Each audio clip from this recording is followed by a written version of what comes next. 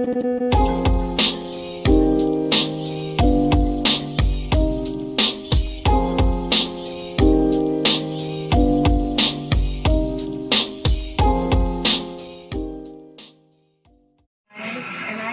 to come by and say hello.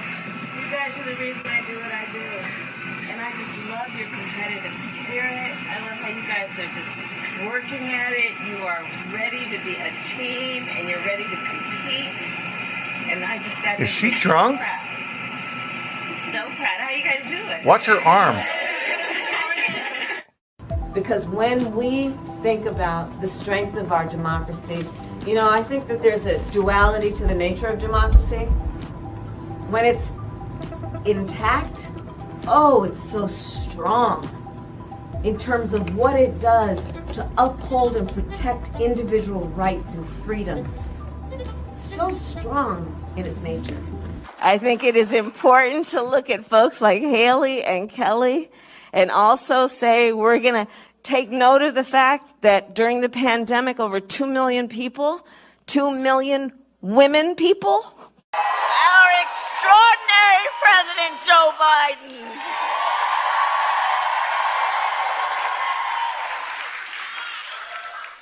and he's going to speak in a minute, but there's a lot of love in this room for our president. You know, we have to stay woke. Like, everybody needs to be woke.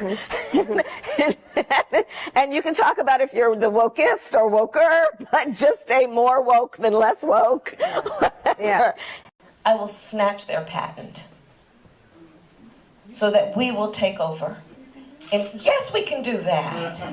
Yes, we can do that. Yes, we can do that. It's the question is, do you have the will to do it? I have the will to do it. She has the will to do it, Mark. Whoa. What the hell was that about?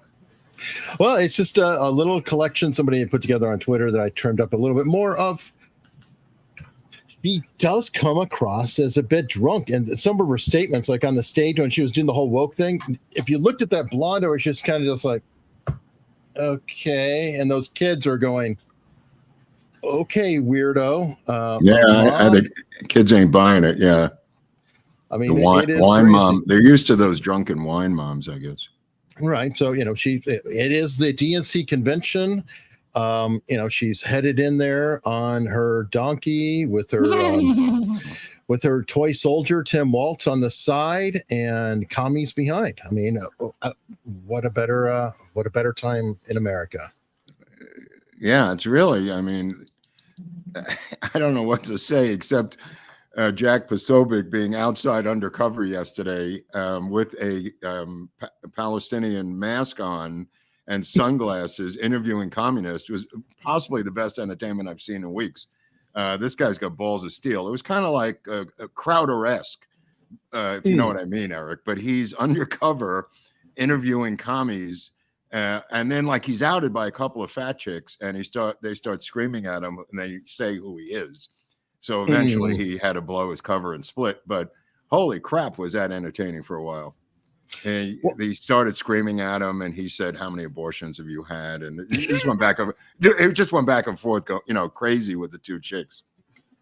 Well, I mean, the convention's underway.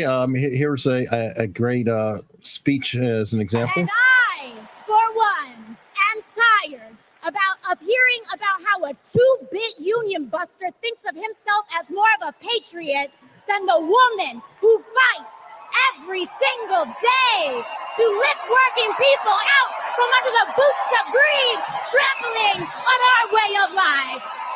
And I... But you see, somebody fixed it. And I, for one, am tired of hearing about how a two-bit union buster thinks of himself as more of a patriot than the woman who fights every single day to lift working people out from under the boots of greed, trampling on our... So as you can see, they're spreading a good, message of positivity in the convention. When's Joe Biden going to speak? Has he spoke already, or? Joe Biden actually did speak last night. It was actually pretty funny though, because when he did finally speak, they managed at to 1 o'clock in the morning. It was forever late. Yeah, they kicked him Right, out of the prime time, if you will. Whoa, Joe not ready for primetime players. Wow. No. Wow. It's so he dark. managed to get shoved completely out. Wow. Well, and we're headed into day 2, though, Mark. And, so. It's an all-star lineup today. I mean, you've got Michelle Obama today, Hillary Clinton, I think, today, or Bill Clinton. Yeah, I think Hillary stole the show last night or something. Last night, yeah, she came on pretty strong, and I don't think there's enough days in the week to put them all up there. Jamie Raskin got up there, and some of the other incredible liars in the DNC were up there.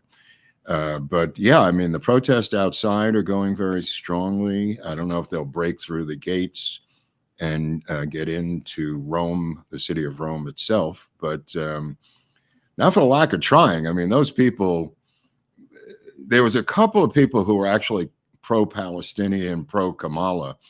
So he asked them, there's a woman wearing a Kamala hat saying, how can you support Kamala and be pro-Hamas at the same time? And she said, well, I'm from the Bay Area and I am the same age as Kamala and she's a woman. And he said, okay, thank you very much. And that was very important. That was the 3 connections for her. And she said, my husband's in Code Pink and he's speaking right now on another platform. This woman was just wandering around. But holy crap, did she speak for a large subsection of the American Democratic liberal women thing, whatever that thing is. Well, apparently they decided to open it today with the national anthem. And I don't know if everybody should be prepared. Oh, say, can you see by the dawn's early light? Wow. So proudly we hailed. I can't do it. I can't. Eric, it's just so sad. There was a drunk chick at the home run derby this year who was better, and she checked into rehab right afterwards. Yes. So yeah, so I don't know what the deal is with these drunken housewives. Apparently, there's so many women in the hierarchy of the Democratic Party that every once in a while you see a black guy, but I mean. There was remember that guy Roland Martin? He used to be on CNN, sort of a round black dude. He's been off CNN for a number of years. He got into some fight with another like podcasting black Democrat at one of these gatherings. They got into a shoving match with him. I thought it was very interesting because they were fighting among themselves. Well, no, perfect. You asked about the qualifications. How they're going around and asking. Well, Don Lemon, he's independent now on his own. He tried to do, a Twitter thing, but he's got. We're here in Jersey, Atlantic City. Who do you support? I'll plead the fifth. Trump for the win. Tell me why. I can't really call that right now, but I just feel like she's not good for president. She's good vice, but not for the actual lead role for the country. Does it have anything to do with being a woman? No. No, because I feel like women, nah, you're not going to give me that. Your money's on Harris. Yeah. Who do you want? Trump. Why don't you like Harris? She don't have any experience. She's the vice president. She's a senator. Yeah, no experience. No. She had no experience. Well, I want Donald Trump. I just feel we need somebody that has a stronger background with the military and the world in general. She was a prosecutor and an attorney general and a senator and vice president. You're in a gambling town. Who's your money on? I'm going to support the Democratic Party, but, I mean, Trump looked like he got it in the bag right now. 4 years ago, it was a lot better. I made a lot more money than I do now. I know you feel that way, but that's not actually what the record shows. The economy is actually better under Biden. No, I'm serious. That's what the fact is. Okay, you know what? No, that's not because I You watch CNN. They don't even know who he is. No. That's who's going to win. Do you watch That's who's going to CNN? win. Who you support? I support Trump. All the people that came to this country legally, it's not fair that they're letting all This guy's a 10,000 genius. to This guy's a 15,000 freaking people, genius. 20,000 people here He should run. illegally. Have you seen San Diego? They're coming off the boats, off the water right here, off the He's ocean. right. Did you know Biden was flying them in? Did you know Biden was flying them in? You didn't know that? What do you Canadians think about what's going on here? We think you're all nuts. We're just watching from afar and just enjoying the show. I got to get out of Atlantic City. Where are we going to next? Why don't you go to Beverly Hills? Some hard-hitting reporting there. Hard-hitting from Don report. Lemon. That's what Musk would have had if he hired this guy. I think that's what he wanted to do, Eric. Seriously. I'm sure, but as soon as that interview went down, you could actually watch the interview and you saw the click in Musk's eye saying this guy's done. Yeah.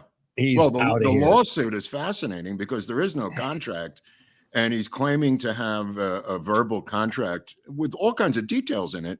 Like, And- part of the company, part of all Yeah, proceeds yeah. that Twitter made, of everything. It sounds like he was smoking the biggest opium bowl ever when he was in the meeting. I don't know I how can't that say. lawsuit could go forward. I really don't know. If that goes forward, that everything's crazy. I agree. Well, It we'll is. jump to another candidate for a sec because it gets exhausting. There's been a lot of speculation going on about, what about the third party candidate? What about the RFK team? What's going on there? Oh, this And is we got a short clip. There's two options that we're looking at, and one is staying in, forming that new party, but we run the risk of a Kamala Harris and Walt's presidency because we draw votes from Trump, or we draw somehow more What? votes from Trump. What? Or we walk away right Yeah. now and join Yeah. forces With who? with Donald Trump. And What? we walk away from that and we explain to our base why we're making this decision. Clearly a trial balloon being put out here, but the reality of it is what she's talking about. There's two ideas. One, and I said over a year ago that they were attempting to form a third party. This is the first time it's ever been acknowledged by the candidates themselves that he wants to form an independent third party. To get federal funding for a third party, they must take in about 5% of the vote, and then the next federal money would be about $12 to $13 million, which is chump change. But she does mention that in the interview. I mean, Trump could actually cut them that check to end that quest that they're now talking about, the 5% for $12 or $13 million in office supplies for the creation of a third party. Apparently, there's some law that allows you to get federal funding if you get 5% of the vote in the last election cycle. Or she said the threat of that would be Kamala Harris and Biden winning because we continue, as has been said on this channel 17,000 times, to take votes from Trump, now being admitted by the second person on the ticket. So their internals must be saying that. And what they're also saying is they're going to elect Kamala Harris and Joe Biden. And that may be more important to them than taking votes from Trump and this $12 million chump change for a third party. Like I said, Trump himself could write them that check and end this quest for their 12 million stinking bucks. Also being reported now, their donations have completely flatlined. They have absolutely no money left in their community chest of politics. They have not had a public appearance since July. They're done. They're done, and they're trying to figure out what to do at this point. And as I've said on Twitter for weeks, they just have to suck it up, endorse Trump, join forces, and they have so much in common, a lot more than they have in differences, Eric, to fight Kamala Harris and Biden. And I think the appropriate time might be to do it when Kamala Harris is actually speaking at the DNC on Thursday night. That would take some news away from her. There is no shame in what RFK Jr. has run, this quixotic campaign of ideas. He's actually, as others have pointed out, moved Trump in certain areas of food safety and vaccine safety. And as I have said before, he could end up being head of the FDA or head of the CDC. couldn't possibly do any more damage to those organizations, and he could turn them both around if he put his mind to it. You know, that being said, it's better to do this now than to wait until Election Day. And as Barnes said Monday on Inside the Numbers with Barris, they're going to collapse on Election Day because the young people are not going to turn out to vote for RFK on Election Day. His numbers will collapse. They will never get the 5% because the young people voting are going to realize that there's no path to victory at that point.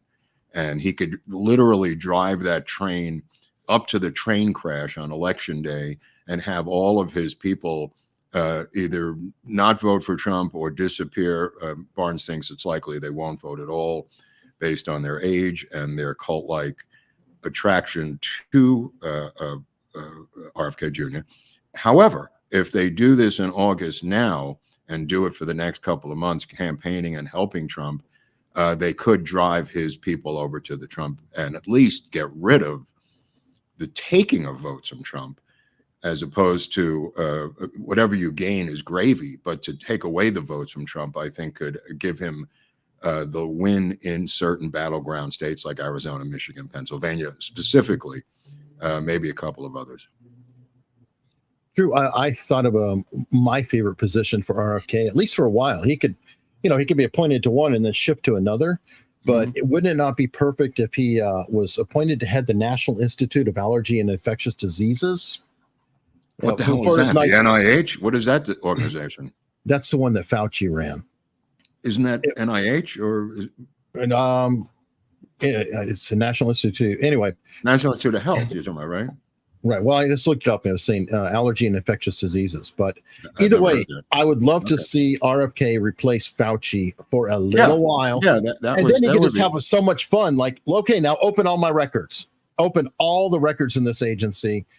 And then let's turn it over to the Justice Department and then appoint him to the Justice Department or something. Oh, yeah, you could move him around like a chess piece. Like I said, I think he should merely stay in for 2 years and then run for governor of California, which he can walk into. And I don't know how he's going to deal with Nate Hochman as the DA of Los Angeles, but it would be fascinating to watch a guy who would be the DA of Los Angeles having endorsed a failed Democratic leftist candidate who is no longer around, and Nate Hochman being the DA with a Trump presidency.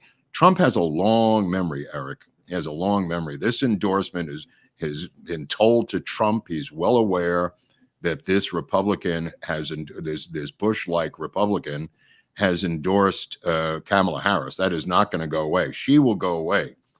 But that endorsement's not going to go away. And as the other Nate Hochman, the younger, pointed out, this guy's political career is over. His Look career at is these over. responses to his tweet. Oh, I haven't read them. Yeah, he was talking about how far ahead he is in the polls, and half of his responses are, you should have stayed nonpartisan. Right. You have that lead, yet you support Kamala. Yeah. Isn't it the job of the DA to remain neutral? The lesser two evils, and on and on and on. It's not a political, it's not a party affiliated position on the ballot. I mean, this was virtue signaling on steroids. I mean, it's beyond comprehension what he intends. The only thing I can think of is this is his last job that he ever intends to have. He wants to be like a Robert Morgenthau, who was the district attorney of Manhattan for so many decades, and was the man. You know, maybe he intends to be the man. And maybe. Yeah. I don't know. It's a very weird thing to do. I think we all agree. But I think the RFK thing, something's giving here, because for Shanahan to come out and say that, I mean, she's not just winging it. I mean, that was that situation is on every chyron of every single channel, news channel running all day today, Eric, which I've seen. And, you know, I've been watching these three channels, and I'm in Arizona, and watching these three channels, OAN, Real Voices of America, which is I've never seen before, RVA, and of course Newsmax. And every other commercial is a Kamala Harris commercial. On these three super conservative networks, the only advertiser is Kamala Harris. We get them on here, dude. I've Yeah. seen people in chat or comments saying, "I just got a Kamala Harris commercial." Right. No, I'm not begrudging the commercials. I am just in shock of how much money they are spending. It is an enormous for them to go to this market here where there is no hope of pulling anyone and just saying, fuck you, we're going to spend $1 trillion even in your backyard is shocking and indicating how much money they actually have. Seems to be unlimited. Seems to be on. I have not seen one Trump ad while I've been here in Arizona. Not one. I just want to put that out here. And Arizona is a battleground state. He's coming here Friday to Glendale for a rally. I'm going to try to get down there on Friday to cover the rally. May get in, may not. I don't know what's going on. It may be too hot to even exist on the planet. It's only 110 today in Glendale. It's supposed to cool down to 104.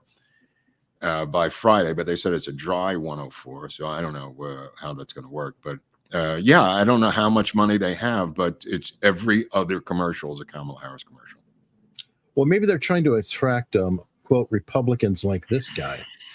Like, here's the thing, my views on most issues, you grow up and, mature with some views, but for the most part, they've stayed the same. But the Republican Party hasn't. It actually shed its conservative principles under Donald Trump. And so it's basically bringing that to a significant amount of Republicans out there that are, thinking for themselves, like, look, I just feel uncomfortable in this party. It doesn't seem to be what I grew up with. And it's letting these folks know, look, there is permission this time to go vote Democratic. It's all right. It'll feel okay. And this is about fighting this target that's very near us, which is a real threat to our democracy. Like, here's the thing, Well, what is it, Repsic or something like exit the Republican Party? I've never heard of this. Liz Cheney was lonely, so Repsic, Kissinger had to go join her. Kissinger's her spokesperson now. Apparently, the assassination went awry, but now apparently after they've cremated the body, the guy from Louisiana who used to be the sheriff, Eric, who was commenting last week, turns out there were 2 shooters to the head. The sniper from Butler and the Secret Service sniper literally hit him in the head almost simultaneously, which is bullets 9 and 10 now, according to the former sheriff, congressman from Louisiana, who came out with his report. And wait a minute, I thought he knocked the. You're talking about Clay Higgins? Yeah, Higgins came out. I thought he knocked the barrel or the tube out. I don't know what he knocked out, but there were 2 shots to the shooter, 2 different shots, which I didn't realize. I don't know which one hit him. One or the other hit him. One of them may have hit the gun itself. I'm not really sure, but I didn't know there were 2. There's 2 separate snipers who fired, and that's bullets 9 and 10 is what I was trying to get to. Right, and also I don't know if it was actually a sniper. Well, that's what he claims. He claims he knows. He talked to him, interviewed him, and he claims that it's one of the Butler sniper shooters, and then one of the Secret Service sniper shooters. Pretty emphatic about it. And well, I was just saying as a SWAT officer, but I'm not trying to get picky, but snipers are in our nest usually. But all right, cool. I don't know who it is, but I'm saying there's 2 sniper shooters who hit the kid, which I did not realize that bullets 9 and 10 are from those 2 shooters. Right. All right. Well, and now the body has been missing, and there's incredible video of him walking around, which was shot, came out today in the Daily Mail, of him just walking through the Trump memorabilia section of the rally. Tall kid, he looks like he's like 6'3" or something. If you can show him, he's pretty big. Yeah, there he is. There he is. Hard to tell. Yeah.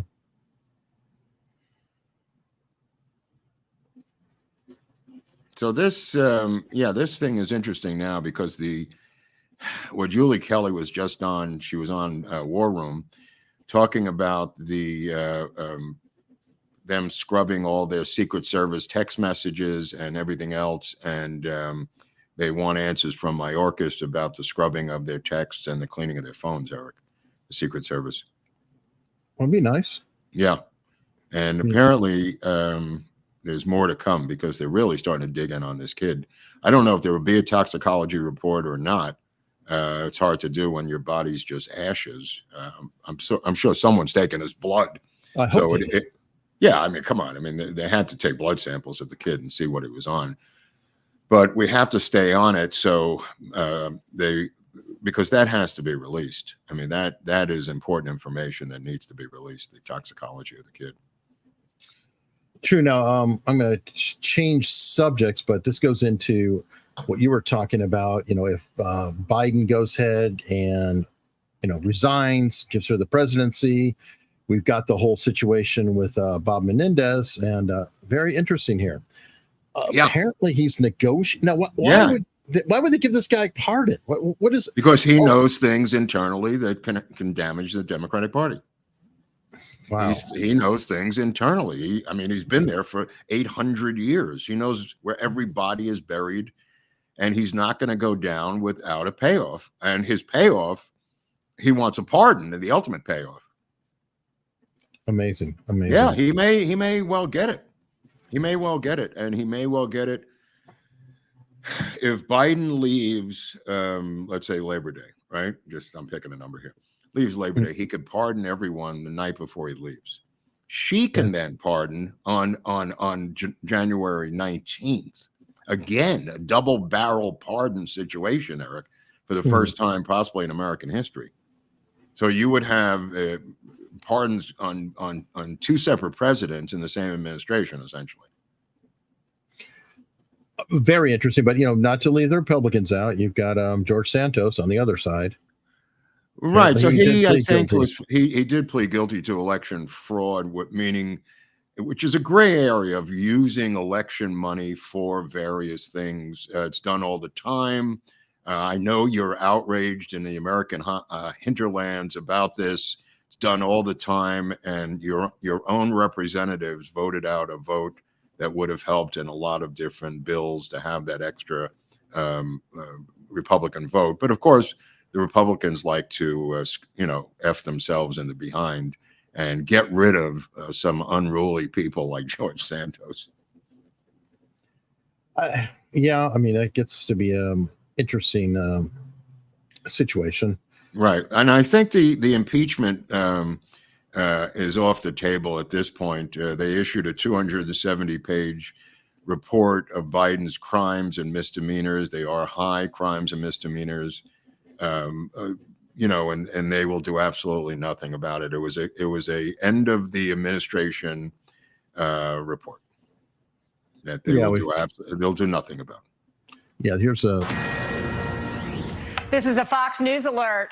All new this morning, House Republicans finding President Biden and his family received more than $27 million from foreign individuals and entities since 2014. Lawmakers call it an impeachable conduct.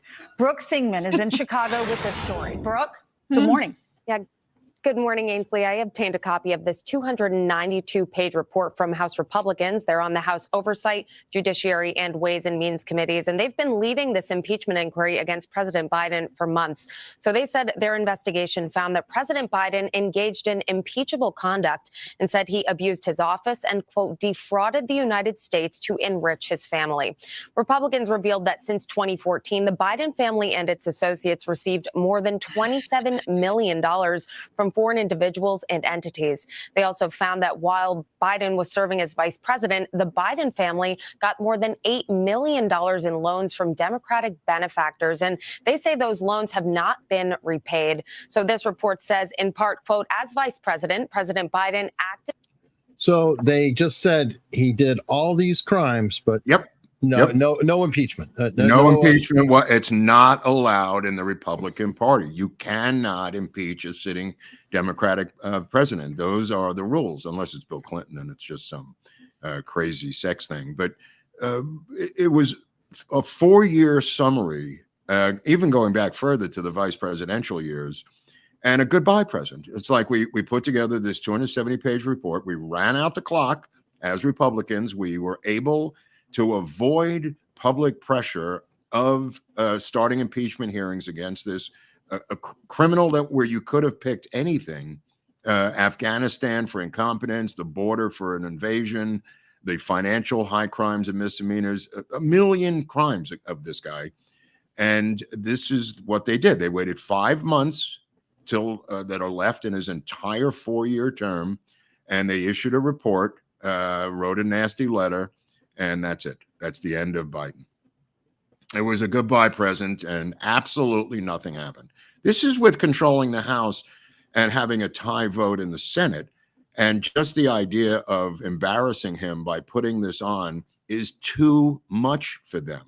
It is too much to simply put on the actual proceedings, win or lose, to humiliate the Biden crime family. They couldn't even do that. It was too much work for them to do. It really is astonishing, really astonishing. Wow. I mean, you have the votes in the House and you've got ties in the Senate. And who knows what happens? It's irrelevant. The Democrats put on 2 impeachment hearings against Trump that dominated the news for weeks and weeks and weeks. Republicans can't do that. They have to go play golf. They've got kids in college. They've got other things they have to do. They have to write letters. They simply cannot do the job they were elected to do. Wow. Well, while we're talking about families, let's get to the future of the Democratic Party again. And this kind of dovetails a little bit with the Matthew Perry coverage. Kamala Harris's stepdaughter is pushing more ketamine, not less. And of course, shorter working days, because those are important. So this is she said, this is her face, and she said the ketamine really helped her back ailment. I don't know why she has a back ailment. She says she has like spina bifida or some sort of curved spine. Oh no, she said she's got a hunchback. I didn't know that. She's the hunchback of Harrisville. She's got a hunchback, and she has to take ketamine, of course, because that's the go-to drug when you go to CVS pharmacy. Or you say, I've got a humpback, and they say, well, you have to have ketamine, my friend. And this is the underworld of ketamine that she's part of, which is also what Matthew Perry became part of. Look at this piece of work, who is her, whatever she is, her stepdaughter, I guess. Yes. Right. She doesn't have children herself, Kamala Harris, but she knows how you should raise your children, talking about child tax credits and other Trumpian political policies. I don't think Harris has been married that long. It's like within the past 10 years at most. But I think if you look closely, right as she was starting to climb. It's like, oh, need the husband part now filled in. If you look closely last night as she was speaking, there's a massive herpes sore on the bottom of her left bottom lip. On the left side, you'll see. Hunley raised some eyebrows about that. Didn't know that, Hunley, huh? Well, I don't look for herpes sores. Dude, I'm sorry. She's got herpes, and she had, now it could be stress related. I'll give you that. It could be herpes simplex 1 or herpes simplex 2. But a woman who's been around as much as she has, from that era, I guarantee is riddled with herpes. And it's on her. You could see it on the bottom of her left lip last night if you look closely. All you internet sleuths, get a look at that herpes sore. All right, great. As for the drinking, look, I mean, we've had so many of these people. It's really not much I could waste my time about when you had LBJ drinking 2 quarts of Cutty Sark a day. I mean, and Nixon and others, and whatever the hell was going on with Obama, with cocaine, and Bill Clinton with coke, and it is what it is. I mean, these are functional addicts. W like coke too, I think. Who? Oh yeah, well W. I mean W. Famously, I mean, his wife said it's either Jack Daniels or me. And then he became he quit drinking cold and became a born again Christian, which can last, in my anecdotal opinion, for 2 to 4 years of sobriety, just from the fervor of being born again in regard to alcoholism. But then you got to get a program. And I there was rumors that he was going to start attend meetings. I don't know if he ever did. But yeah, I mean, we've had a series of alcoholics and addicts running this country, and it's part of my belief as to what has caused this immense downfall of the United States.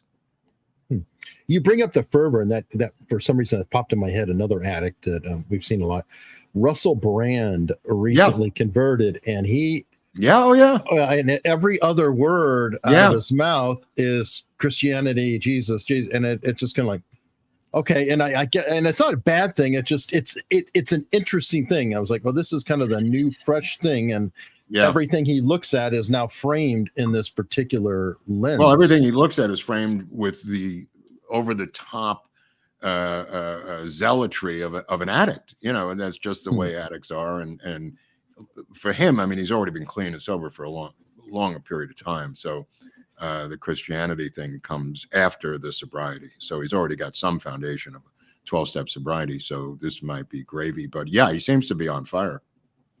Yeah, I mean, definitely. I was like, wow, okay. Like, I think he was talking to David Aviva. It was like, boom, boom. Like, whoa, yes, he definitely has converted. Yeah. All right. Well, congratulations. Well, speaking of a guy I'm pretty sure hasn't converted, would be Harris's running mate. Here, he's got his. There's so many things coming out of it. Right. Well, they talked about two alcoholics, together. But nobody could touch Dick Cheney and George Bush, because that was the only ticket that I ever remember. And I did a lot of research at the time, who both had DUIs. Both George Bush, the top and bottom of the ticket, both had DUIs. Cheney had a DUI, and so did George Bush. So unless Kamala Harris has a DUI to tie them for this score, nothing could touch the Bush-Cheney ticket in terms of alcoholism, I think. All right. Well, fair enough. Yeah. So yeah, he had that DUI in '95. There's a thing going around about him drinking horse emulsions. It's satire paper. It's a joke. Satire. That was satire. That was in response to the J.D. Vance's couch humping lie that went around. So his attempts to escape that DUI are fascinating. That he was deaf, that he couldn't hear the. No, dude, you got to look into it.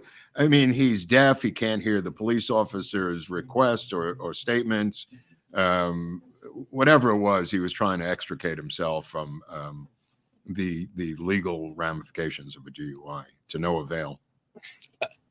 He obviously comes off like a liar. The whole thing of, but no, it's this. Oh, no, I couldn't hear you. Oh, well, what about the flashing lights? My glasses dropped down. Well, what about this? And it's so sad. Yeah, I think he's a Manchurian candidate. I think that he is a pathological liar, similar to Joe Biden.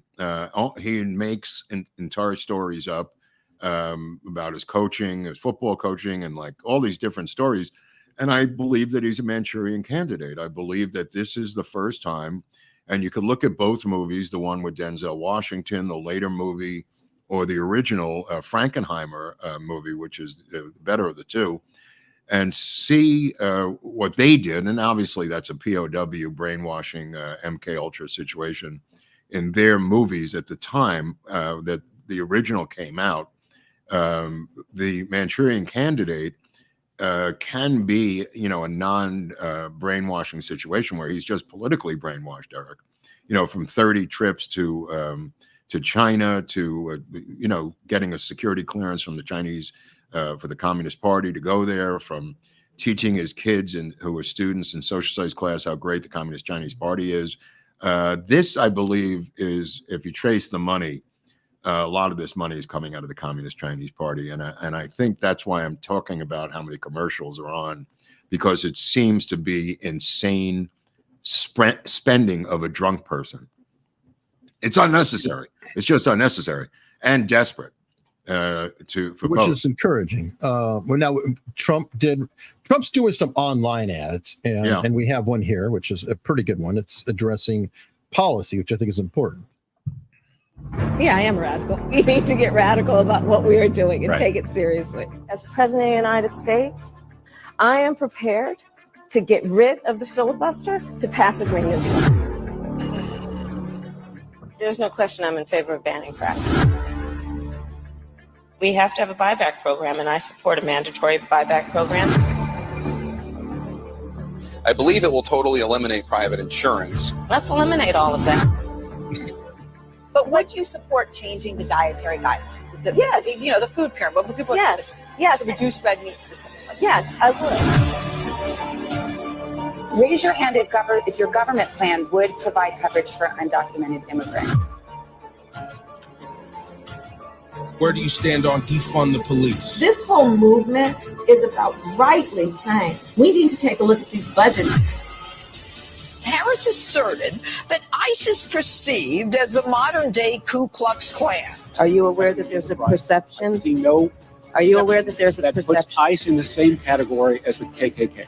Is that what you're asking me? I see no parallel. I'm not finished. I see none. And yeah, I am radical. We need to get radical about what we are doing.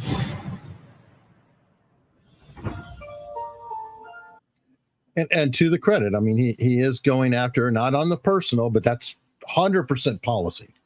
100%. This Her is what commercials look like Steven Spielberg directed them. This looks like a high school kid did this. I'm sorry.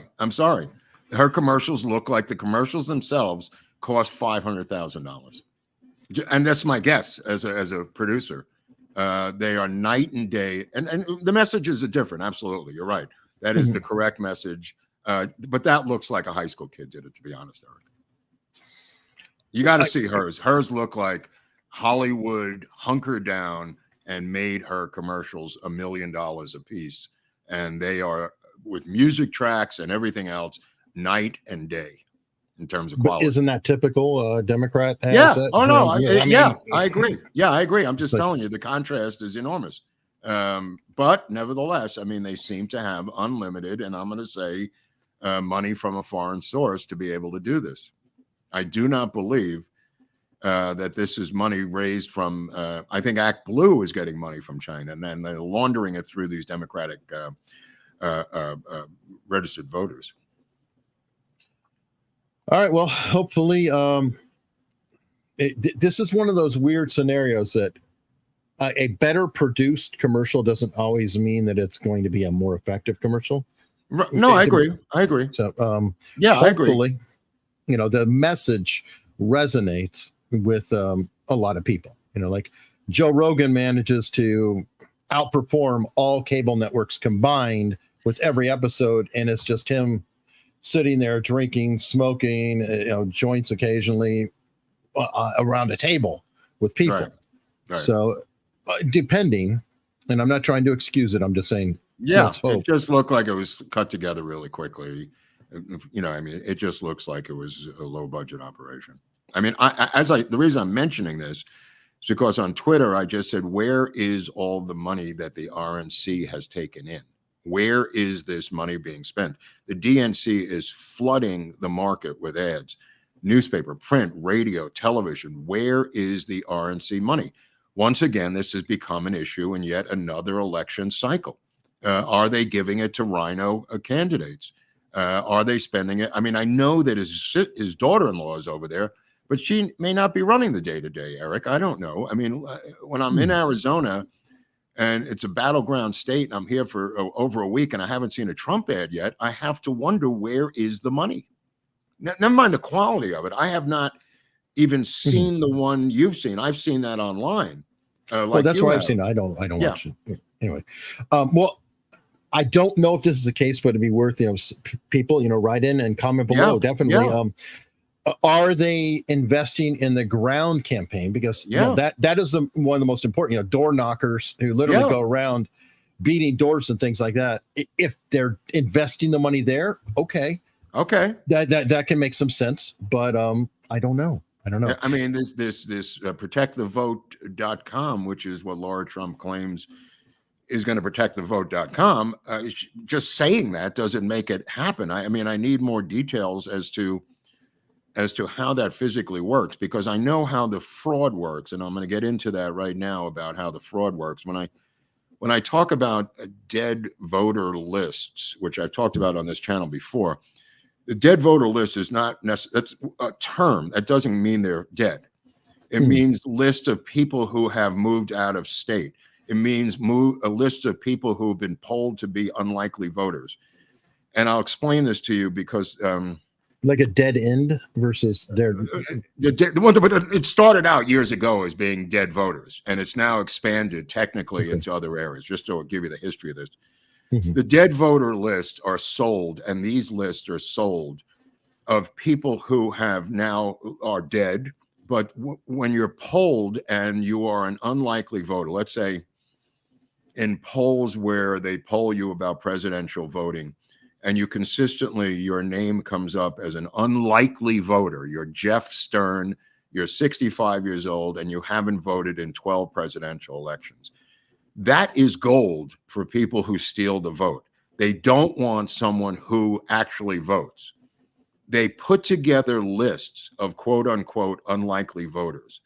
And those are the ones whose names and addresses they use on the mail-in ballots, Eric. Also, there are a list of people who have left the state, have moved, and they're still on the rolls. The fact that they have the knowledge that you moved, that is a list.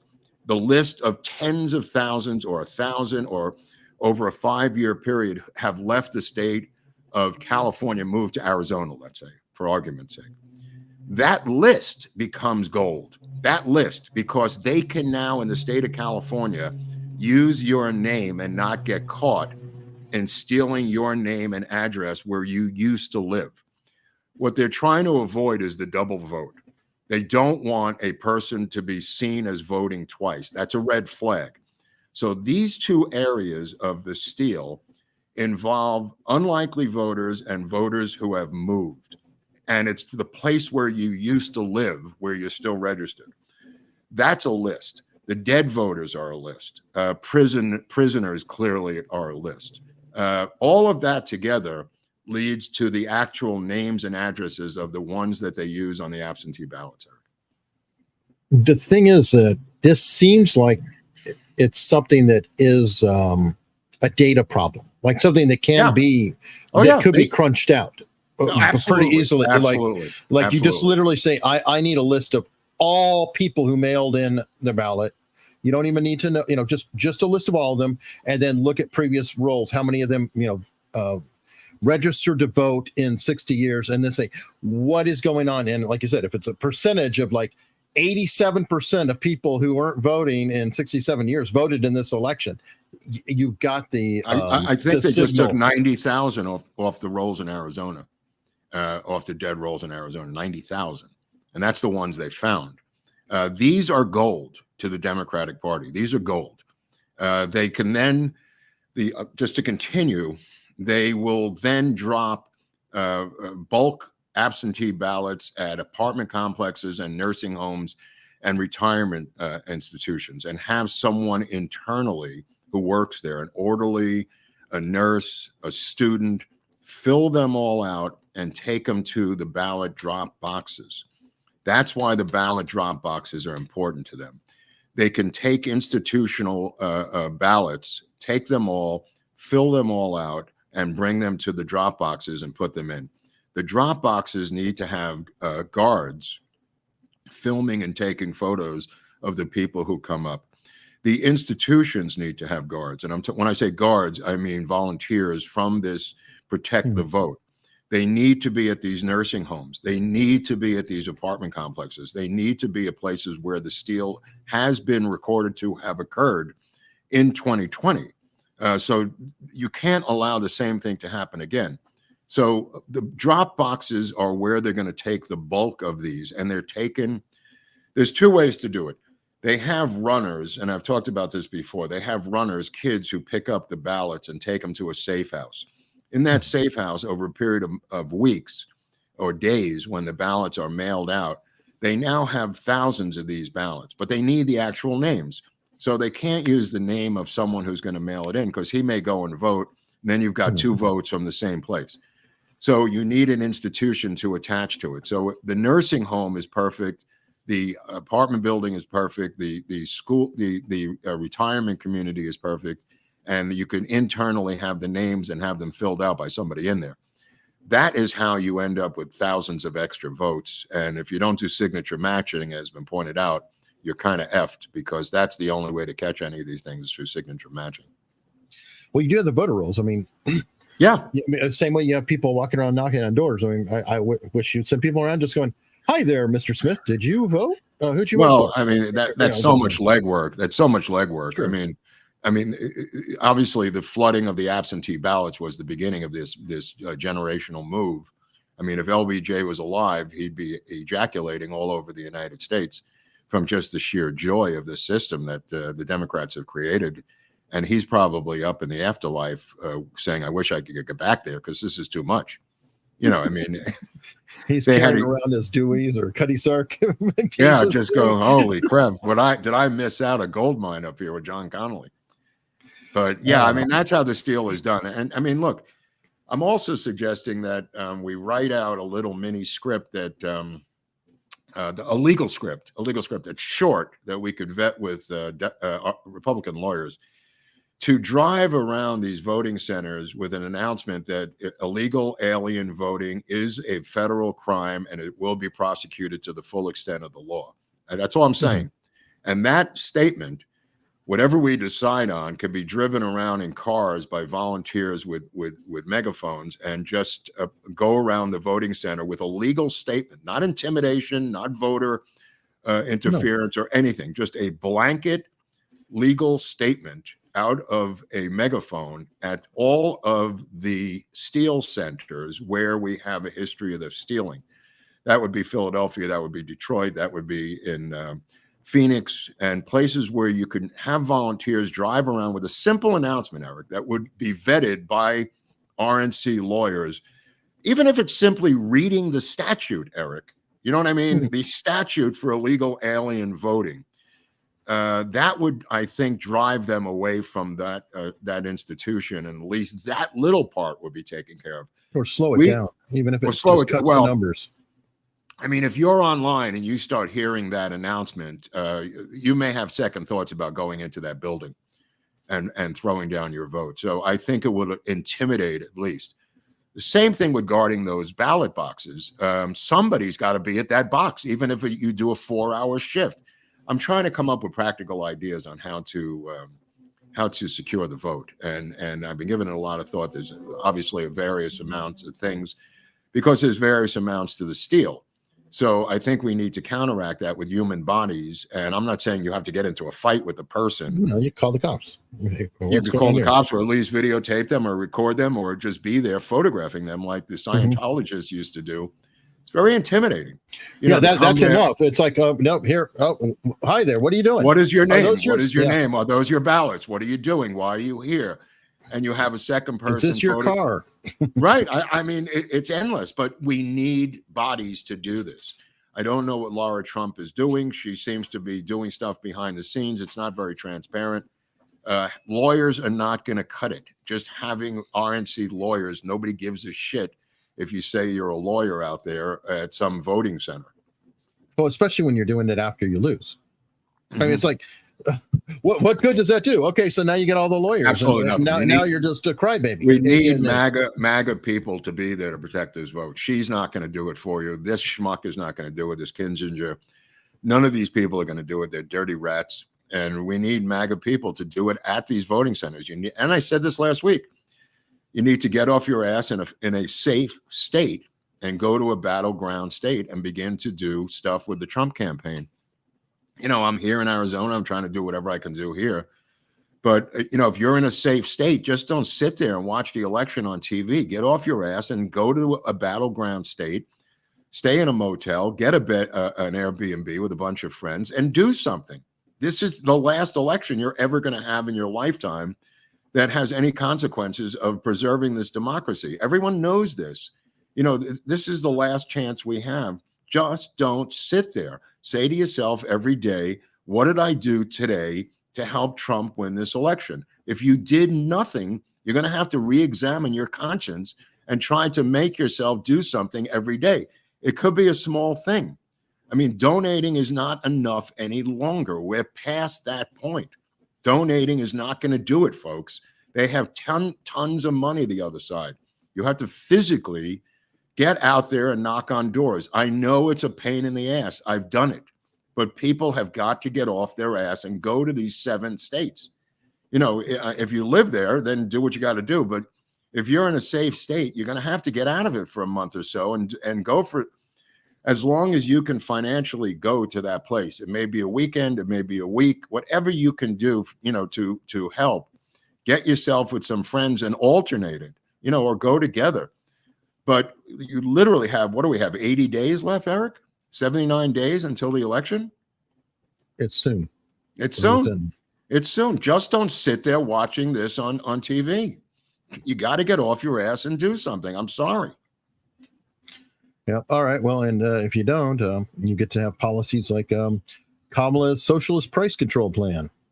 Boy, that's crazy. I mean, even I think the New York Times came out and denounced her, Eric, about this communist price control where bread is going to be $1 and that's going to be the limit on bread, $1 for bread. How long before the company says we're not really able to we'll just stop bread? making bread. We'll just make something else. Screw you. I mean, okay, well, that leads to state bread. Now you've got government bread because that's what happens, what you just said. That's the goal. Right. Wonder Bread will be nationalized because they'll just take over one of the companies to bake government bread. There was a thing when Patty Hearst was kidnapped, and one of the demands the SLA made laughingly was for cheese or food to be distributed in the hood in Oakland. And even Sarah Jane Moore was involved in this, ironically, who will later attempt to assassinate President Ford.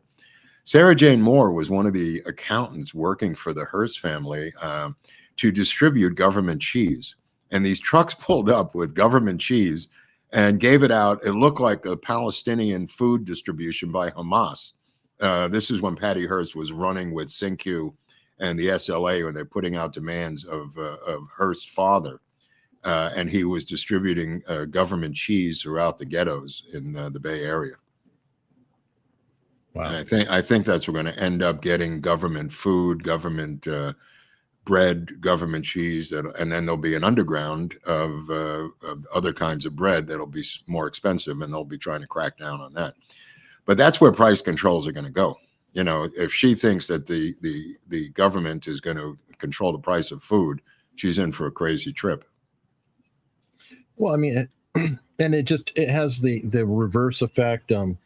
I mean, I live in an area where I get it when you want to say no price gouging, blah, blah, blah, blah, blah.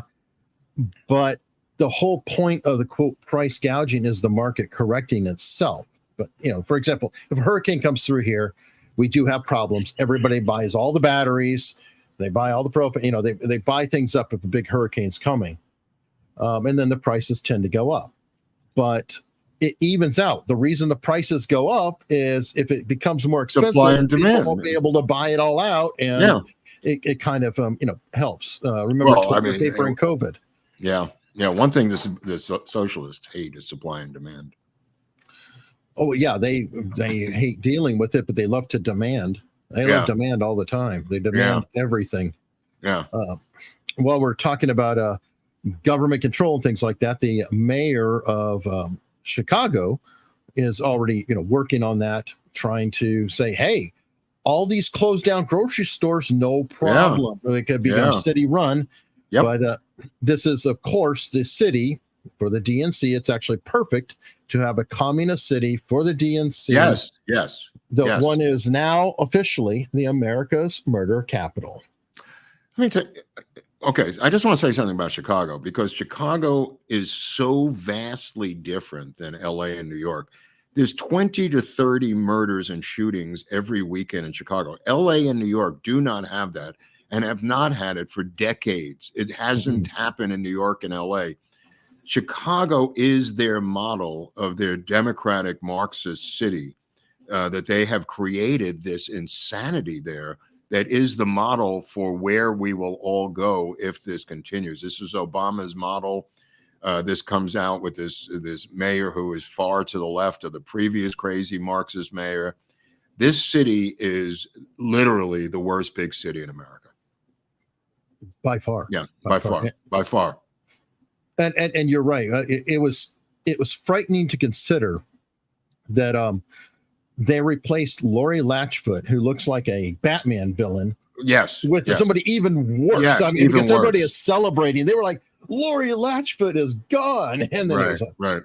There was a guy who's another avowed Marxist who wants to take over the failed grocery stores that have left the Chicago because of economics and theft and all the other situations. They, like I said, they want to build from the ground up, and they're quite happy to drive out regular businesses and take over the shell of that business and begin to bring in government contractors to run grocery stores. They are, that's what they want. That's their goal, is to have everything government run, Eric. And you know, it's so sad because, okay, I don't regularly travel there. I was there though in 2009. Okay. And it was a beautiful city. I mean, it was really a beautiful city. I was shocked. I thought, it's a big city, It's like, no. In 2009, it was really neat, tidy. They had like all kinds of plants and flowers everywhere. I kind of was confused. I thought it was in Canada. Wow. And now apparently all that area went through, like the Gold Coast and everything. I'm hearing it's just horrible, and don't go out at night if you want to be safe. And well, wasn't that where there was a TV show guy who claimed to be beaten up by MAGA? Yes, Mr. Smollett. Isn't that where he was from? Yeah. Yes. Yeah. Well, it supposedly happened in Chicago, by the way, in an extremely left-wing area, 2 a.m. I think a negative 10 below zero.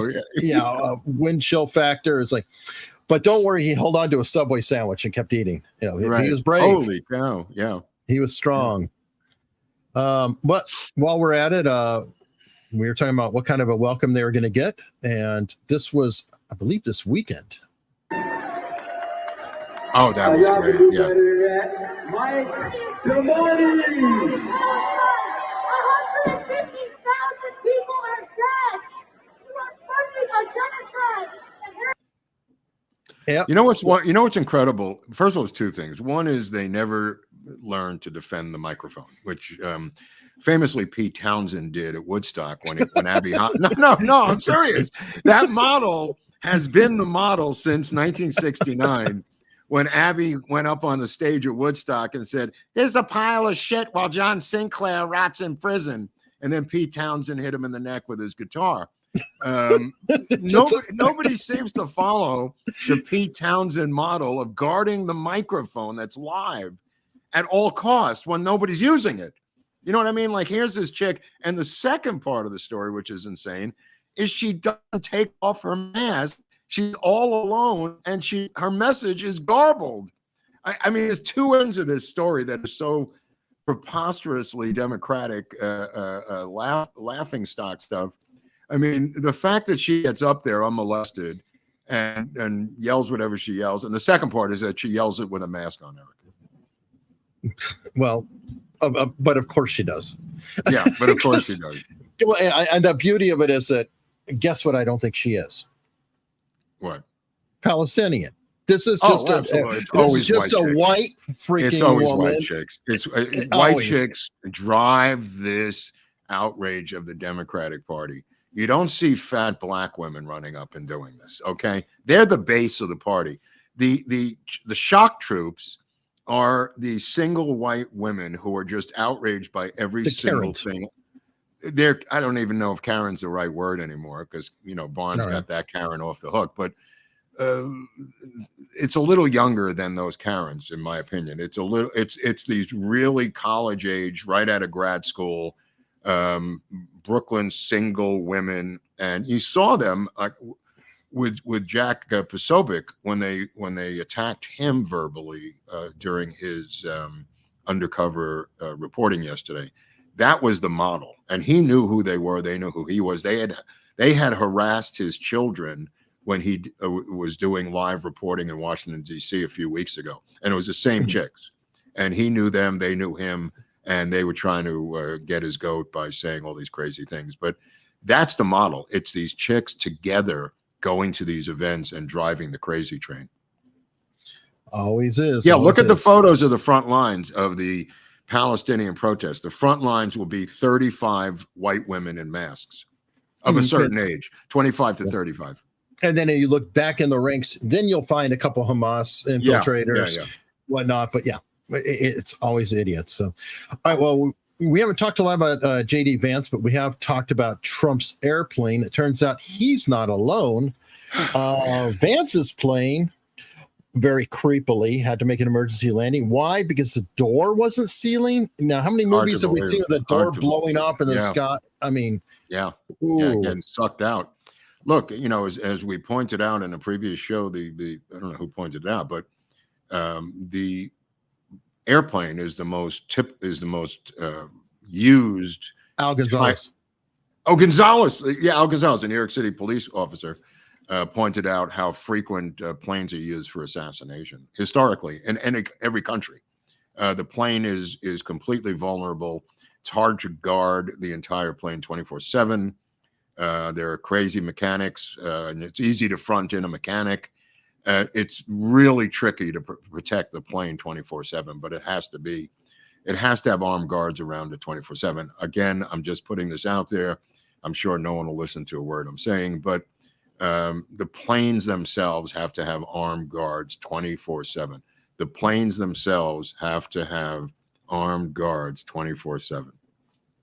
And preferably with those guards, a knowledgeable mechanic. And pilot. You know, they may not be the guard, but the people would say, "What are you doing now? Why are you doing this? What's going on? Let me see the records. Let me look at the maintenance records." I mean, I've talked about it before. My dad was a jet engine mechanic foreman. Not that he had security issues, but they did have security issues because guys came who worked under him drunk or hungover and would leave tools inside of engines. And he was always having to deal with incompetent mechanics or hungover or drunk mechanics. But it was his job to patch that up. And they weren't trying to kill anybody. This was just incompetence.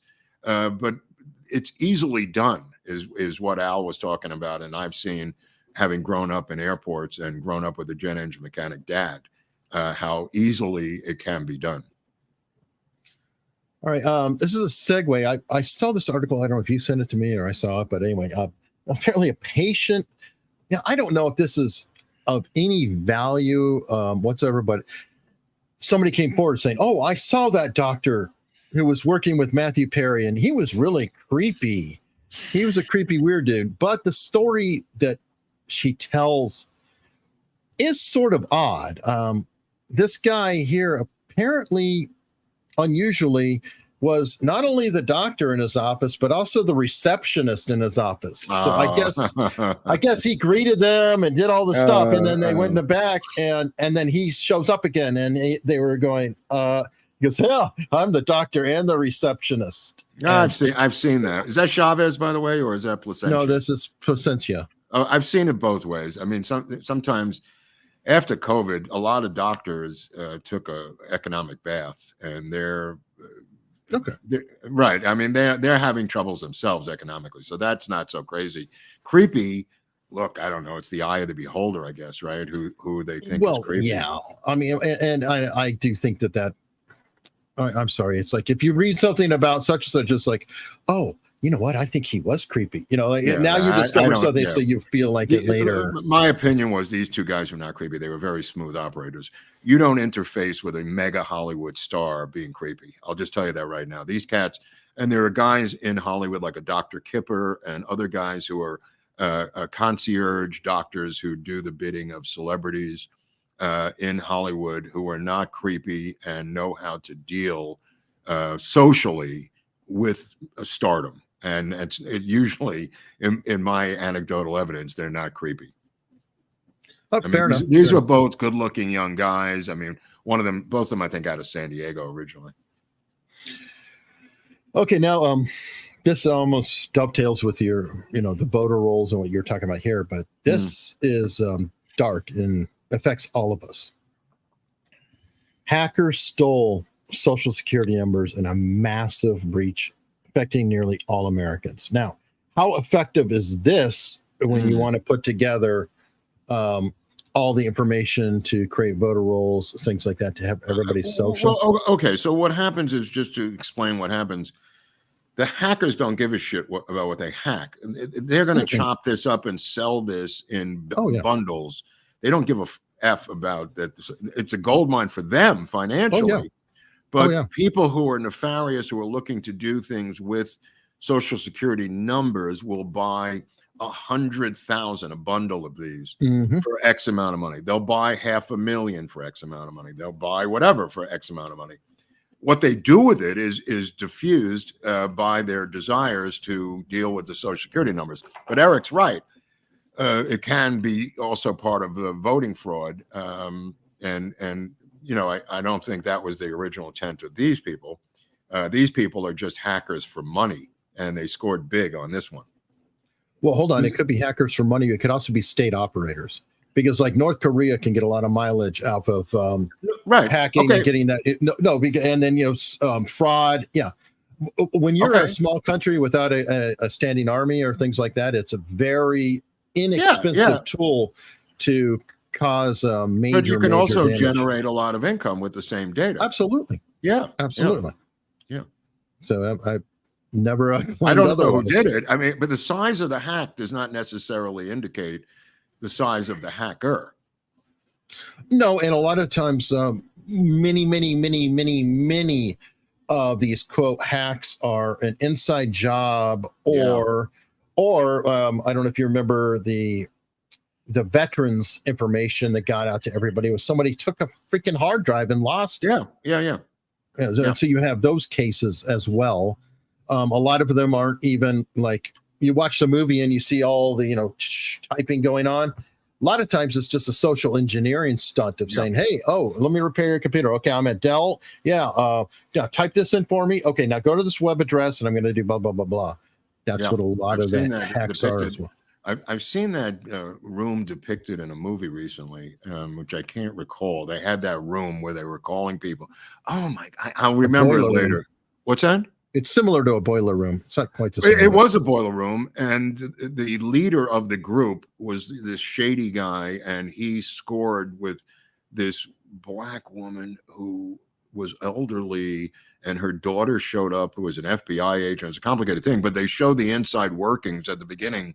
I'll remember it after. But one film I would really recommend is a film called Prospect, a science fiction film. I think it came out in 2000, I want to say 17 or 18. It is really different, very interesting. Father and daughter on a spaceship, and it involves another planet, and it is a fascinating looking film and well worth watching if you can find the film Prospect. I think it's probably on Prime. But I just wanted to get back to the have you been following this Mayor Longo from Pennsylvania, Eric? Did you know this guy or meet this guy? I interviewed him. Right. Okay. So this Longo guy, I was just following his tweet. I was trying to continue to say that to him and to others that these counties in these battleground states have to sit on their tallies until the cities that are blue within their states give up their tallies. And I'm going to say it again today, and I'm going to try to physically get on the phone and contact these county registrars who are usually, if they're Republican, are so happy to put in their tallies and go home and eat dinner, Eric.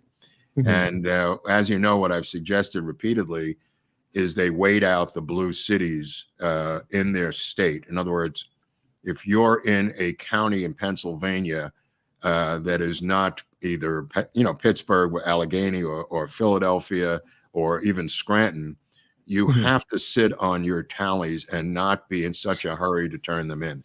I know I thought that's what he was saying. That's why I'm saying it, because I've been saying it for over a year with you. That's why I'm brought up his name. You have to sit on these tallies. You can't turn them in. Look what Broward County has done traditionally in Florida. They wait as long as it takes to turn in their thing. Even if they lose, Broward County will still lose a statewide election, but they will do the same thing every time. They've literally had the courts come in and take them over for delaying their final count and tally. This is what Republican county registrars have to do in battleground states. I know it's complicated for you. I know you think it's too much for you to do. It can be done. Do not be in a hurry to turn in your final tallies of your votes. Wait it out. Wait till Philadelphia turns in their tally. They're not done yet. They're taking days. Good. You take days too. I know it's impossible for you to do it. I know it seems like something you can't possibly do, but every Democratic city does it every single election cycle, and you can do it too. You can. Do not turn in your votes until the big cities are done counting, no matter how long it takes. I know it's going to make you uncomfortable, but you can do it. In Pennsylvania, you can do it. In Wisconsin, you can do it here in Arizona. You do not have to turn in your county tallies as soon as you're done, thinking you've done an efficient job, and then go play golf. Sit on them. No, yeah, I agree. And I did see him post that. I don't remember it recently, but he's a really sharp, up and coming dude. Great guy. Meeting him, and he was there. I mean, he was introducing Trump on the stage. He's also a combat veteran. Okay. Anyway, but yeah, maybe his ideas will spread. I mean, you want to talk about beating doors? He's out there like, I've been following him. I've been following him, and this idea has got to spread to these battleground states. Do not turn in your vote tallies. I mean, LBJ taught us how to do this in 1956, for Christ's sakes. How difficult is this thing? There's no law that says you got to turn it in. And if there is, just ignore it and turn it in the next day or 2 days later, whenever the big cities are done. That's your metric. If Philadelphia is still out, so are you. Yeah, it's a good metric. Yeah, that's the metric. If somebody hassles you, point the finger at Philadelphia. All right. So let's jump to something that I personally love, which is, of course, super chats and memberships, etc. Mayor of Batesville said Jamie Raskin's cancer 2024. Don't know the context, but I don't know the context of that. It might be. You said Jamie Raskin, I think, was going to talk at the. He did. thing. He did. So, yeah. okay. And somehow his hair grew back, which is kind of weird. He's cured. He's cured by God. Cured. Check out the U.S. good headpiece. Check out the U.S. Citizenship Act, which is 92 pages. I think it's part of the DNC platform. It talks about prospective lawful citizens replacing the terminology of illegal aliens and other amnesty things that are so insane beyond any amnesty. They're going to literally fly people here and give them amnesty, which they've done, obviously. But I'm talking about bringing more in and giving them immediate amnesty, even for the first time. Illegal aliens with violent felon backgrounds would now be absolved and be citizens. The ones, if you're an American citizen marrying a violent felon illegal alien, that's absolved. Cash benefits, house benefits, food benefits. You have to take a look at this thing. It's their roadmap. It's their roadmap, Eric. Good Lord. All right, well, 56 Pew Pew gifted 10 memberships. And yeah, well, we did hear from, he's from Norway, which is very, I read very that. cool. Yeah, I read that. Sergeant Willie, greetings from Salem, Oregon. Pronounced Oregon, I guess. Oregon. Oregon, I think is what he's saying. He's saying Oregon instead of Oregon. Okay, I don't know how you say the Y. It's like Oregon. You know, like, no, I think the Y is silent. I just think it's Oregon. Okay. Oregon. Okay. Tell me if I'm Oregon. right. I always say Oregon. Whatever. Pamela, happy Tuesday, guys. I hope Bobby drops out and endorses President Trump. Now, I mean, why would you Pamela's bring that really up? come a long way. She's come a long way. I mean, why would you bring that up? You're just passing the time? Is this an idea that popped into your head? I mean, clearly it's a trial balloon to see how their own people take it, and also how the other side takes it. Yeah, how Trump takes it. Well, is he going to get a phone call saying, well, let's talk here? Right. I mean, if RFK will he can't say it's fake news the next day because it came from Shanahan. So he's kind of like, it's a level above what he did with the Washington Post. Which he kind of put his foot in his mouth by saying it was fake news. I didn't have time to find out for sure, though, because this is another factor. That was on a podcast called Impact Theory with Tom Bilyeu. Tom Bilyeu created a meal bar. I forgot the name of the meal bar. Quest Meal Bar. So he's part of Silicon Valley, part of the bro community, whatever. And he does Impact Theory. most of these podcasts or videos aren't necessarily live. Now, his might be live, but I feel like it might have been pre-recorded. Okay. And my question then would be, how long ago was it pre-recorded? And they could already be talking about all this in the background, because that was just dropped, I think, today, and everybody is, Yeah, I'm sure they can control that a little bit, but Shanahan must watch. Watch AUS. He floated RFK dropping out. Yeah, I think we've been saying this for quite a while. Did she tease the California governor run? I did not hear that. Well, we'd have to see the whole episode, but if she did, that would be very interesting. Mm-hmm. Well, Dr. Drew told me he was going to call him up after I explained the whole plan to Drew last week. He called up, at least he told me that he called up RFK right after he talked to me. So about the governor run, he's convinced that I was onto something there, Drew, and apparently close to RFK. All right. Eric Speculus. I asked Robert Barnes, what are the odds RFK Jr. endorses Trump? And wouldn't you know that inside the RFK campaign, they're talking about what I asked. Well, like I said to Eric before the show, Barnes said yesterday it would never happen in a million years. And the next day, Shanahan's thing dropped. So I thought that was funny. One day later, the SpongeBob meme. All right. Nancy Jennings. Why do you think there are no American flags at the DNC? No, we just showed the Star Spangled Banner they sang with the American flags. Do they have a flag? A lot of them, yeah. They had a bunch of them back of them. All right. Dodger 12, Scott Pressler is very active in PA. We need some help on the ground to beat the Dems. Lawyers and money are welcome. Send lawyers, guns, and money, to quote Warren Zevon. Lawyers, guns, and money. Wasn't he an alcoholic too? Or? Oh, yeah. Warren Zevon? Yeah, Alcoholic Hall of Fame. But then some people said he quit and got clean at the end. I didn't follow it that closely. Somebody said that he got sober at the end of his life. So God bless him. All right, it's been a while. We got a Rumble rant. Mm-hmm. Reading Ask Not on women destroyed by Kennedy men. I'm trying to be fair on these tell-all books, but if 20% about RFK Jr. is correct, it's really bad vibes. Lastly, hoping he drops out. First of all, it's old news. Second of all, read James DiEugenio's essay on the book, and he will shred it on his website. Kennedy and King. That's all I could recommend as a review of that book by Callahan. I saw her on with what's his name? Who's the guy with the British accent who was on Eric? He was in the Trump administration as a defense secretary. He's got that. Oh, Gorka. Yeah, he was on with Sebastian Gorka. I mean, one of the strangest interviews. Either can I. I can't listen to the guy. The accent just kills me.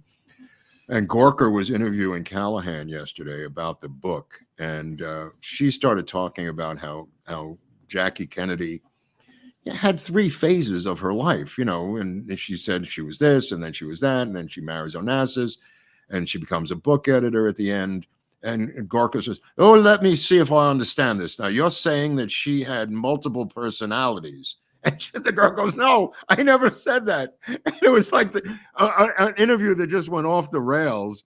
And he was just, milking it about the Kennedys' sex lives. It was just so salaciously stupid, Wow. And she looked like she was bipolar herself. All right. Well, Logjam 11, another Rumble rant, said Trump was here in Detroit today, so low key that he sounded like Biden. Sad as F. Not sad as F at all. I saw the entire thing, so I happen to disagree with you quite strongly. He calmly went over crime statistics at a police event, piece by piece by piece, calmly delivering the numbers at a very small, it wasn't even a rally. It was literally in a police hangar with very few people there. So he was not, giving a stump speech. He was talking about crime statistics and his reverence for police. So I happen to disagree with you, bro. So it wasn't a rally. It was not a rally at all. Sorry, bro. Sorry. All right. Nice try, though. Nice try. Well, and it's funny because, we did point out he didn't know that I saw the event. Yeah. Right. In the convention, Mark and I both said, yeah, it wasn't his best, but we will call it if we see it. Yeah, I'll call it if I see it. This was not what I saw. I mean, this was calmly delivered. And afterwards, many of the commenters said the same thing I just said. And I think that was on RVA or one of the conservative channels.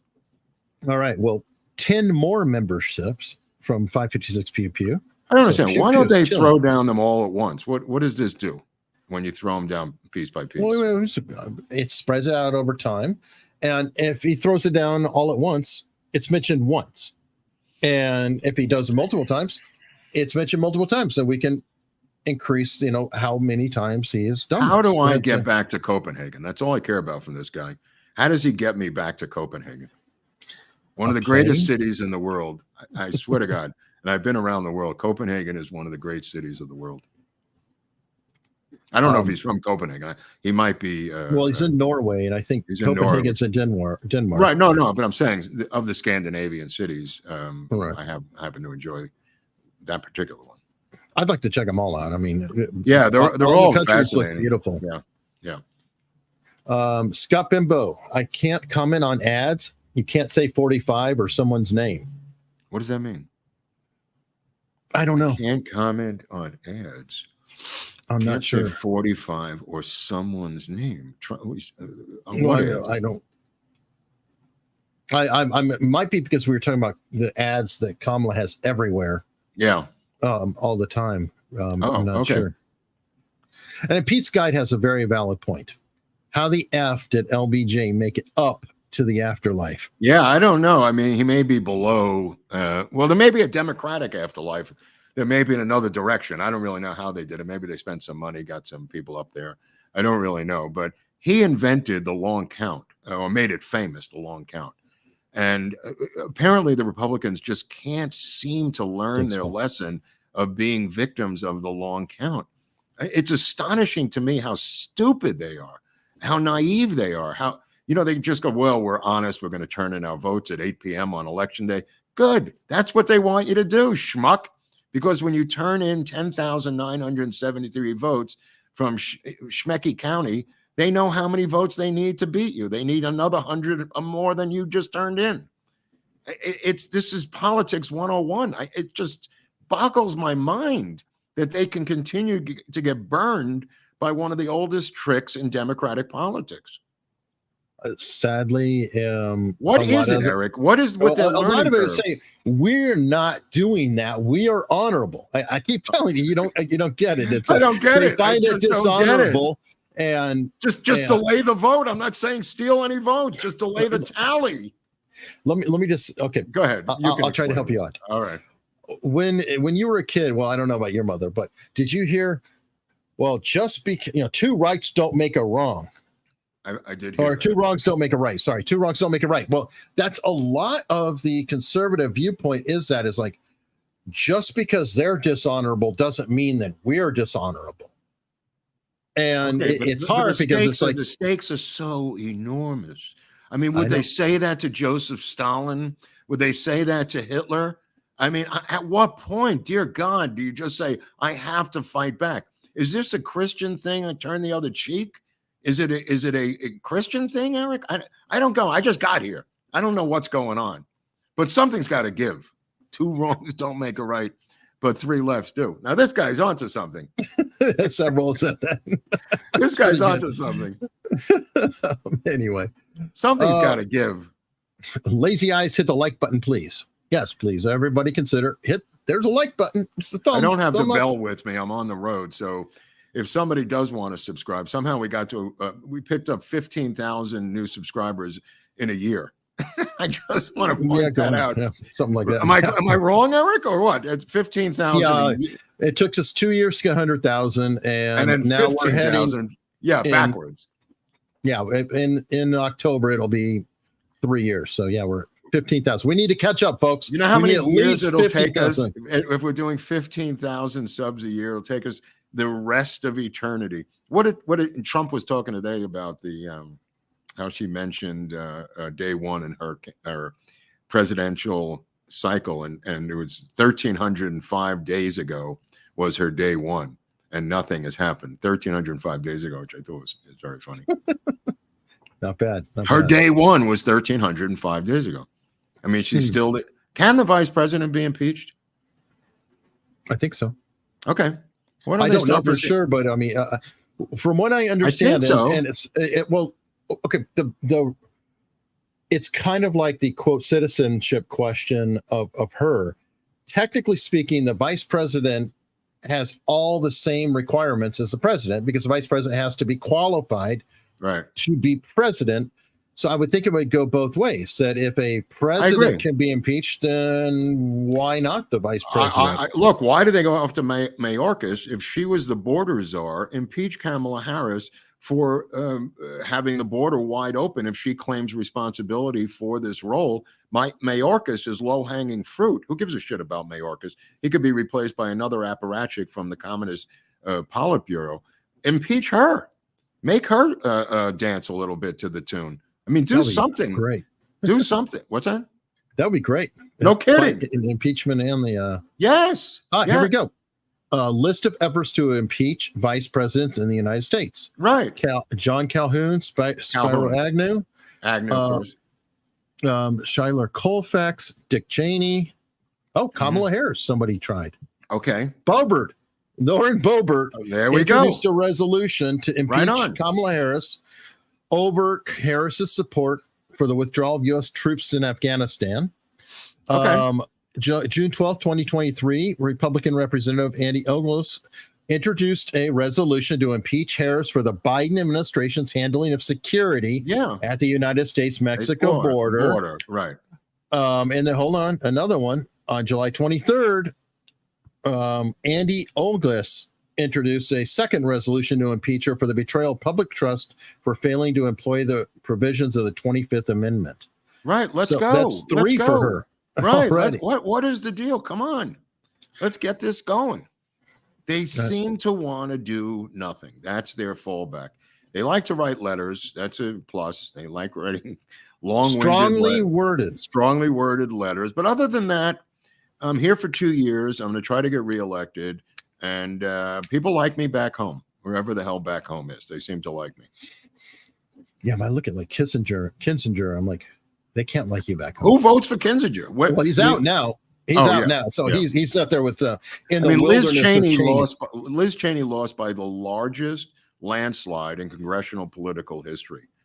Just think about that. I don't know what keeps Mitt Romney in power in Utah. What is the deal in Utah, bro, with this cat? I think this is his last election, if I'm not mistaken. Yeah, he's retiring because obviously he's retiring because the word got back to him that he's not going to win. Right, so he's just going to step down and become the head of General Motors like his father, or go around poisoning everybody like Kinzinger and like Cheney and Well, he could end up on MSNBC. Why not?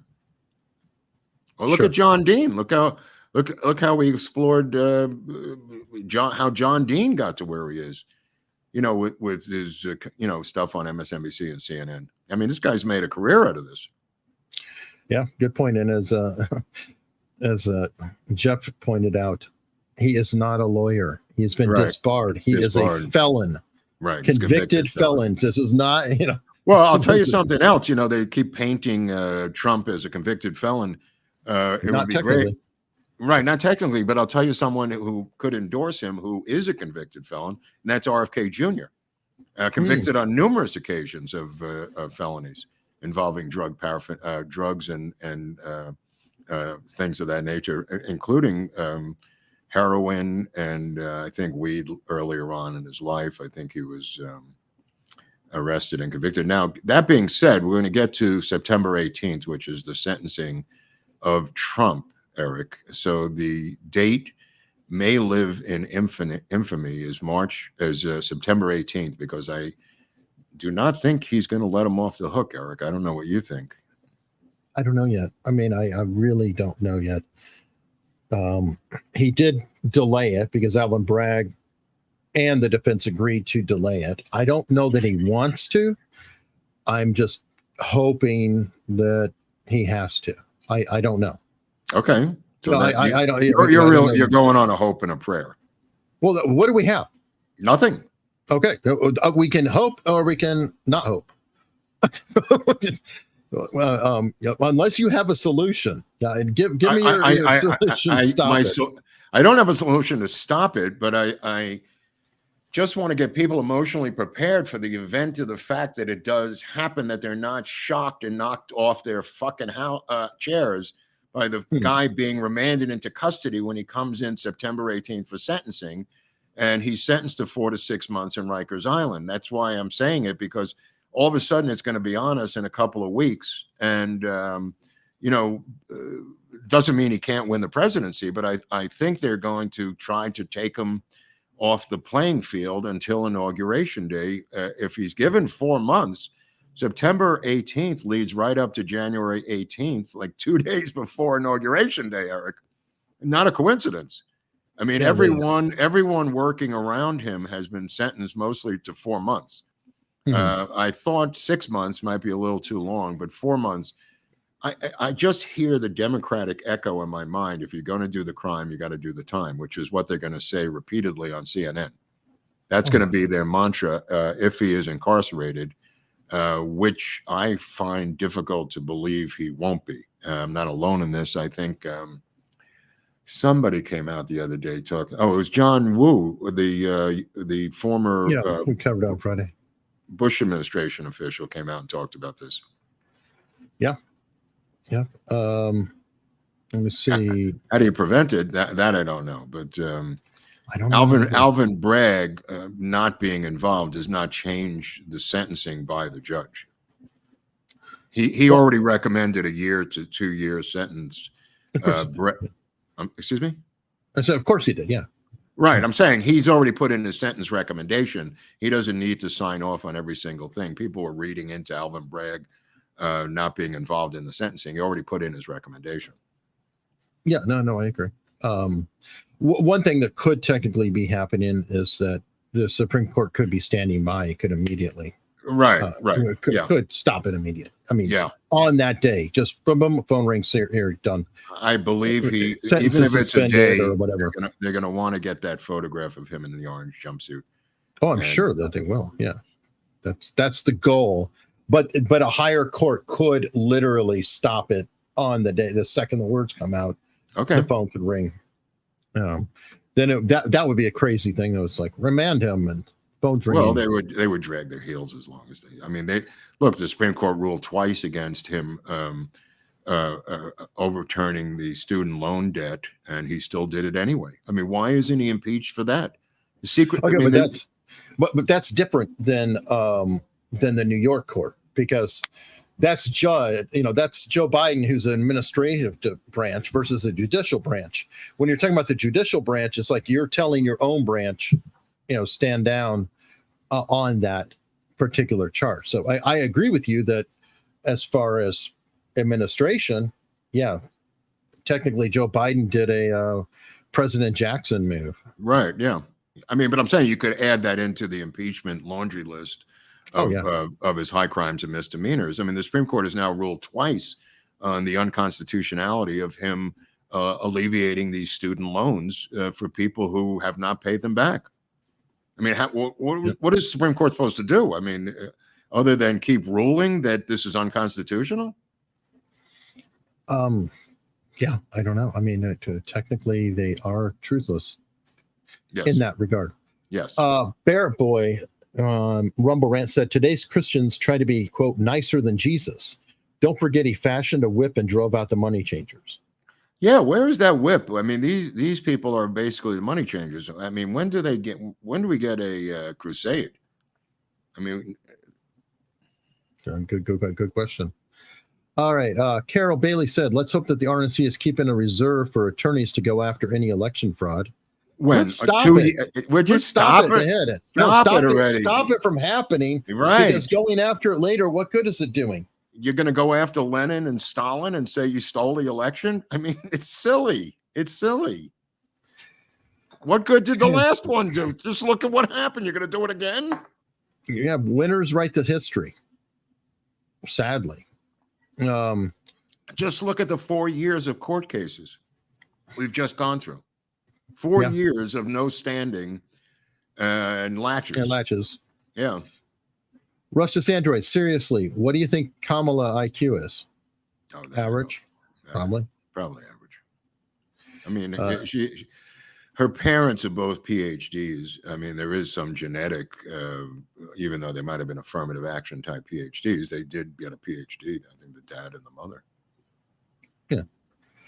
Rustus Android, all my super chats are pre-recorded. No big That's deal. funny. That's funny.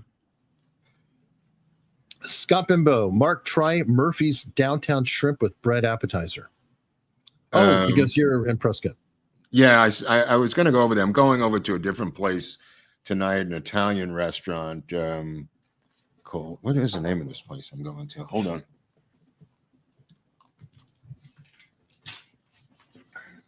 Oh, it's called Torme's. I don't know if anybody knows that place, but a lot of people in Prescott like this place, Torme. Like Mel? It's like, yeah, it's so funny you said that because we watched a video of two realtors who do restaurant reviews in Prescott, and they were reviewing this place, and they're out in front of it saying this is one of the best new restaurants in Prescott, blah, blah, blah. And the husband says, why is it called Torme? And she said, well, it's probably Mel Torme. And he goes, the Velvet Fog. And we fell off the chairs laughing because they said that. But maybe it is. I don't know. I'll find out tonight. That's awesome. Let me see.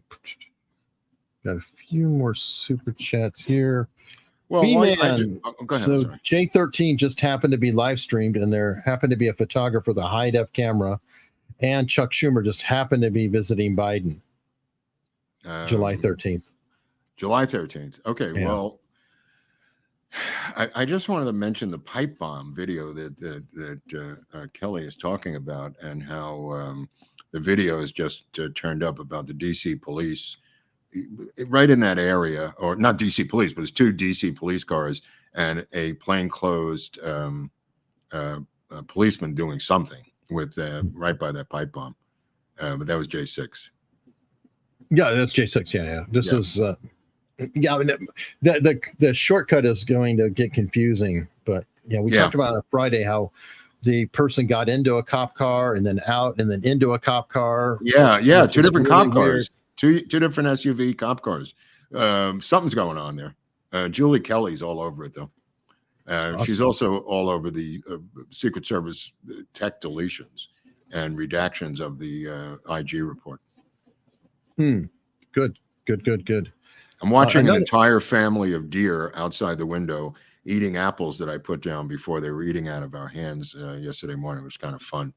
These little baby deer, and the mother keeps showing up. And as right now, they're outside eating the apples I put down this morning. It's kind of nice. Good. And of course, the neighbors are complaining. You're feeding those damn deer and they're going to eat our vegetables and stuff. In Prescott or an area like that, you'll see a lot of chicken wire over flowers. Oh, yeah. The deer eat the hell out of that stuff. I don't even know what to describe it.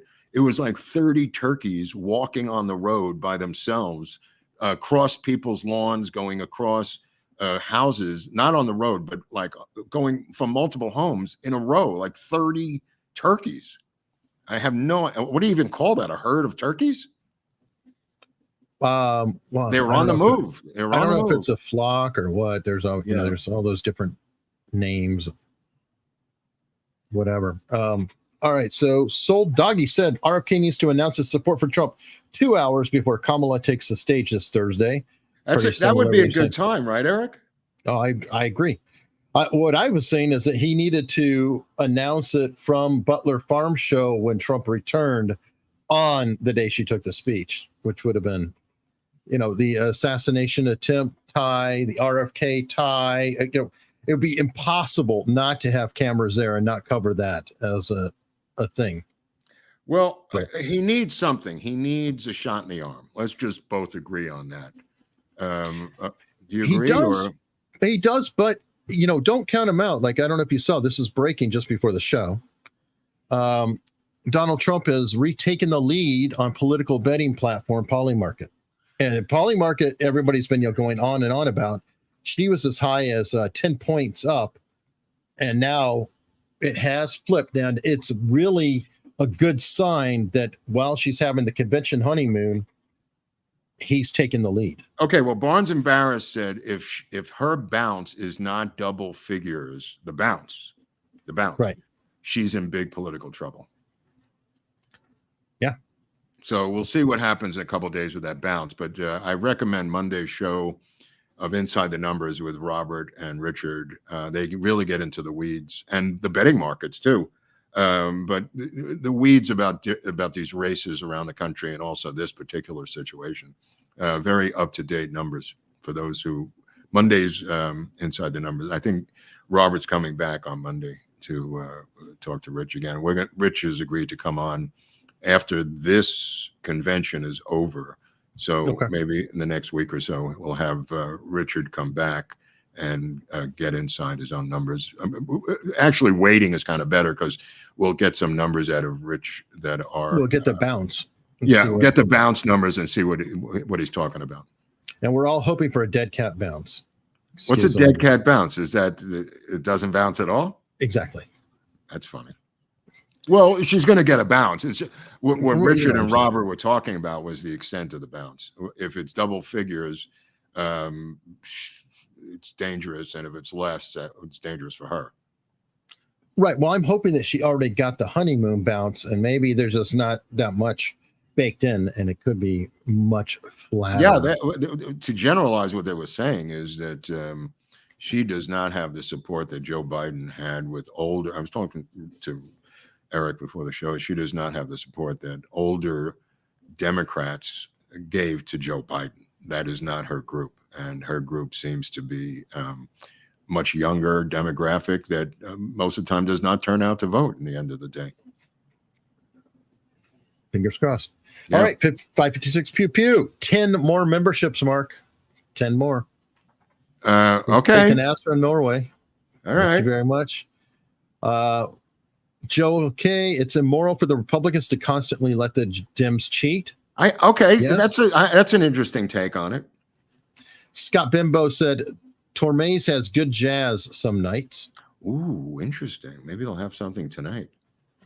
Ooh. And then we're going to close out with Paul Martin, who made a terrible joke, but Ashley Biden showered praise on her dad last night. You know, I was thinking about that. That's a good way to spin it. Thank you. It's terrible. It's terrible. Okay. Well, Mark is going to be chasing the deer off the locals. I am going to be following Oswald over to locals, where we have an after party. And folks, you can come by. Becoming a member there is free. Unstructured.locals.com. We continue this show a little bit longer while we're over there answering questions that are there, talking about things that we can't talk about on YouTube, because God forbid we say, words that are in the dictionary that are in the S range or things like that.